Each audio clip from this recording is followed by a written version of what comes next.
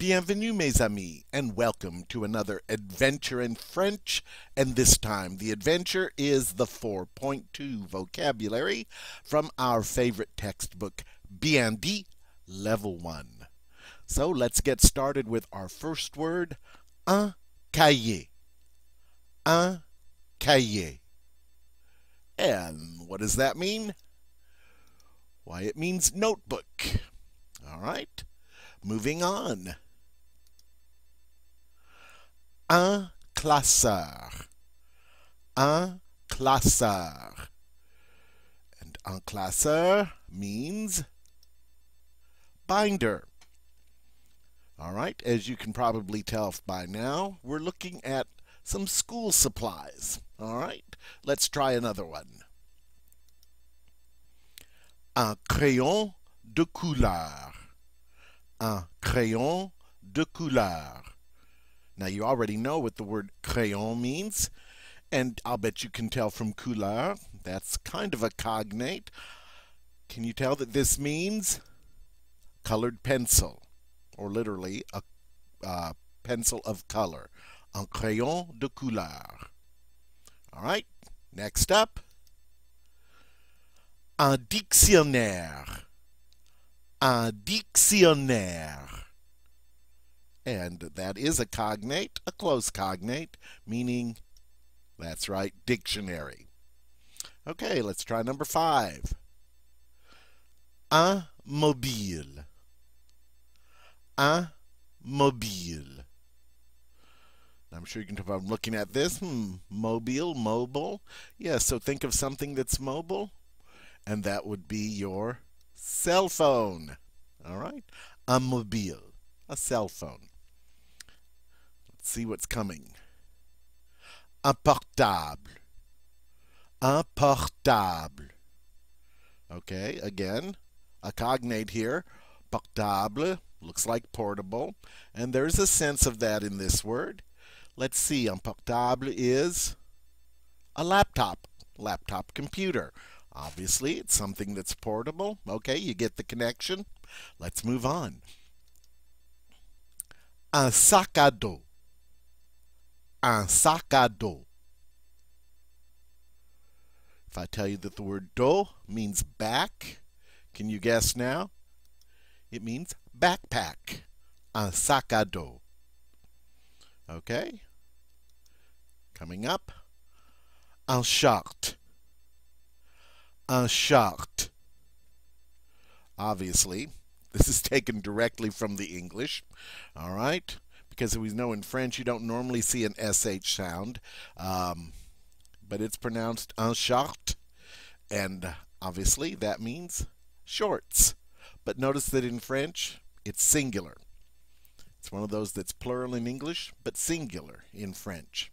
All right, so these are shorts that you would wear. Obviously, going on. Another cognate. Un sweatshirt. Un sweatshirt. And hopefully you can guess what this means. Sweatshirt. All right. Again, a word taken directly from the English. So they've just given the English word a French pronunciation. Sweatshirt. All right. Going on. Un taille crayon. Un taille crayon. All right, so you can see from the word crayon, must have something to do with a pencil, and you're right, because it means pencil sharpener. Un taille crayon. Okay, next. Une agrafeuse. Une agrafeuse. What could that be? Well, it's something you use in a classroom. Stapler. A stapler. Une agrafeuse. Notice now we've moved into the feminine words. Okay? Une basket. Une basket.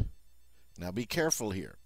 Obviously, again, taken from the English directly, but it does not mean basket. It's a false cognate. It actually means a sneaker, like a shoe that you would wear. It's called une basket because of It's the kind of shoe that a basketball player would wear. And that's the connection. All right, une basket. Next up, une calculatrice. Une calculatrice. All right.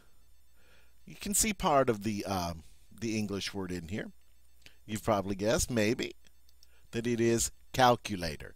Une calculatrice. Okay. Number 15. Une feuille de papier. Une feuille de papier. Now, you've heard me say this in class plenty of times, and it means a piece of paper. Literally, to the French, a leaf of paper. Feuille means leaf. Okay, and you've seen when you buy paper at the store, often it's called loose leaf notebook paper. And so you kind of see a connection there with the way the French call it a leaf instead of a piece. All right, une feuille de papier. Next up, une gomme. Une gomme. All right, sounds like something you chew, but be careful. It's not really. Une gomme is an eraser. All right, une gomme. Next up, une règle. Une règle. Notice the E accent grave has the E sound. Une règle. And that is how we say a ruler, like the kind of ruler that you measure with. All right. Following that, now we move into our verbs. Acheter. Acheter. Notice this E here, between the H and the T, is silent. We don't really say it. Acheter. And that means to buy. Acheter. All right. Next up, avoir besoin de. All right. So this is a verb phrase. Avoir besoin de. You see, avoir, to have. What could avoir besoin de mean? Why, it means to need. Literally, to have need of. So in this case, you would only conjugate, of course, the avoir portion. You might say, j'ai besoin d'une gomme. I have need of an eraser, or I need an eraser.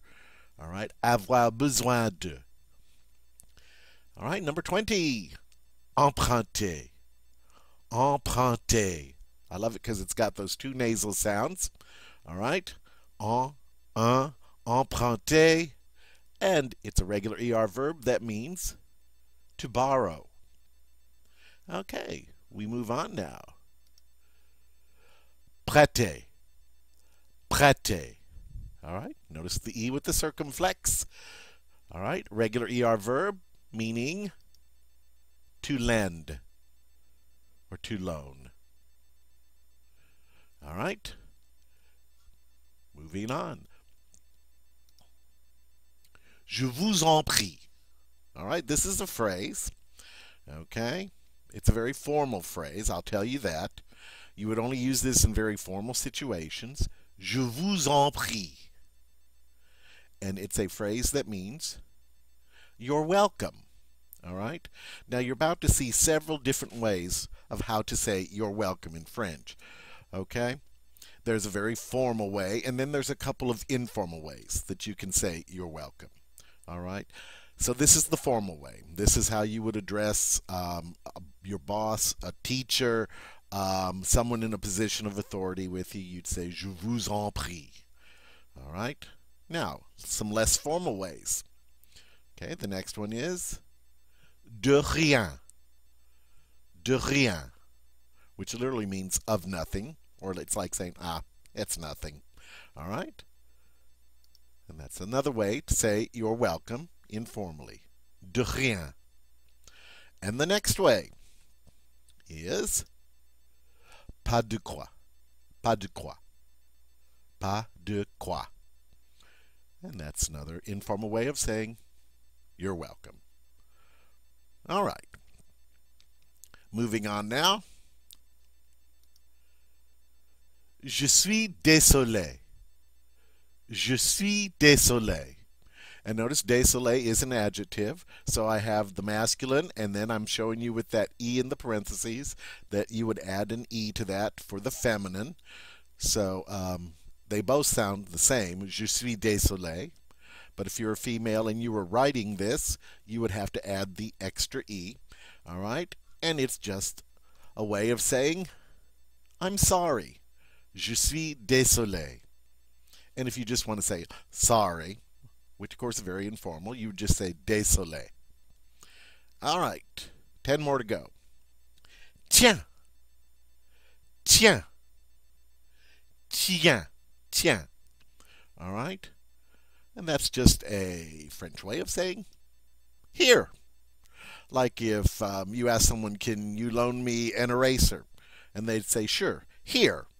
It's like, here it is, here's the eraser, here you go. You just say, tiens, here. All right. Moving on. Oh, we just did that one. Let's go to c'est combien. C'est combien. You already know what c'est means. Combien is how the French say how much or how many. So it's translated as, whoops. Let's go back. We got tiens. Sorry about that. C'est combien le livre? How much is the book? Oh, I see what happened here. C'est combien le livre? Literally meaning how much is the book? All right, I'll have to go back and fix that. So sorry. Okay, next up. C'est $7. C'est $7. You already know what c'est means. All right. It's $7. C'est $7. Simply, it is $7. All right. Let's try the next one. Il est à combien? All right. And I know it's going to happen here. Il est à combien should say le livre. All right. Let's see if that is right. Il est à combien? Notice this time when I use il est instead of c'est. All right. I use the à. Okay. And that is le livre. Il est à combien le livre means how much is the book. All right. Notice I use il because book is masculine. All right. Next up. Nope. Next up. Il est à $7. Il est à $7. All right. Literally, it is at $7. Or it's $7. So you have two ways you can ask how much something is. You can say c'est combien le livre, or il est à combien le livre. They both mean the same thing. And then likewise, you have two ways of saying how much it is. You can say c'est $7, or however much it is, or il est à $7. All right, we'll cover more about that in class. All right, let's move on. We just have 5 more to go. De quelle couleur est le livre? De quelle couleur est le livre? And you can see the word couleur there. And that is, what color is the book? Okay. Next. De quoi tu as besoin? De quoi tu as besoin? Means, what do you need? Literally, of what do you need? Okay. Next up, j'ai besoin d'une gomme. J'ai besoin d'une gomme. Or, I need an eraser. Now, here's another way you can say that same sentence. Il me faut une gomme. Il me faut une gomme. Literally, it is necessary for me an eraser. Or, I need an eraser. And the last one. Tu as une gomme à me prêter? Tu as une gomme à me prêter? Do you have an eraser that I could borrow or that you could lend me? All right, Well, our time is out. That's the 4.2 vocabulary. Au revoir, mes amis.